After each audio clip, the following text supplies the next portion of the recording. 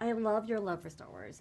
Through the special editions, expanding universe. I know the current universe and more. I know you know so much about it. But how difficult was it to kind of find the balance between creating your own world, your own story, your own creatures and characters, and meshing it with the existing canon, like High Republic and everything?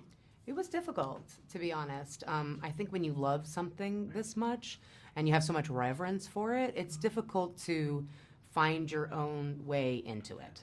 I felt like the best thing I could do was lean on the things that I love the most about Star Wars, the things that the other media has taught me about Star Wars, using practical sets, practical creature effects, the way that George used on the original trilogy, setting it in a time period that foreshadows the Phantom Menace and comes after the High Republic, having a bunch of Jedi fighting each other, just not fighting each other, but fighting the bad guy, which of course is prequel era, and then the inspiration of several Clone Wars episodes, including bringing some species to live action that I never got to see.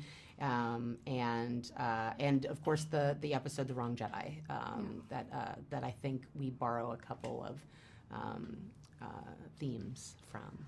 Well, as a huge fan of, as well as Akira Kurosawa and Toshiro Mifune, who was supposed to who turned down the role of Obi-Wan Kenobi, famously turned it down. Yeah. And this wasn't he sort of like, it just seemed.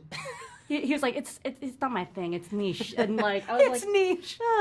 But the series was heavily heavily. It was influenced by, and this one too. The series is influenced by martial arts, yes. And samurai films of Kurosawa's time, as well as the storytelling in Rashomon. Yes, yeah. And did that inspire you to kind of have having Asian leads and several Asian faces in the series? Oh, yes. I mean, it must have been in the back of my mind, but I don't think so. Like, at the time, that wasn't my thought process. My thought process was, I had one idea for every role, and I got every single person. There was no casting process. I wanted Amandla, I wanted JJ, I wanted Manny. Manny especially, I was like, I have no other ideas, so it's got to be Manny Jacinto. So I guess it must have been back in the back of my mind in terms of lending that particular. As we leaned into that genre, it must have been in the back of my mind, but it certainly wasn't something intentional. No, it's just beautiful to see Asian faces and people of color kind of leading the charge of this. So it was really important for us. So, oh, good. Yeah. And what I love about the series too, I love the series so much, and it doesn't feel like other Star Wars films or series because they play into the space western vibes and the genre of that. It's like, it doesn't seem like, for this series, it seems to have a different understanding of what the Force is or the thread.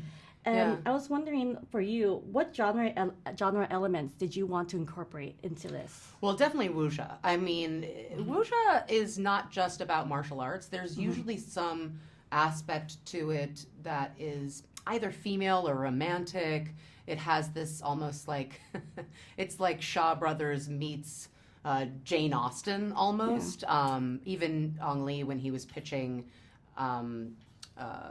Crouching Tiger, Hidden Dragon to Michelle Yeoh, he said it's Sense and Sensibility. That's really what it is. On top of all of this incredible action that that cast was able to execute. So I think that was probably foremost in my mind. And then the anime that I love, like Cowboy Bebop, was a big inspiration.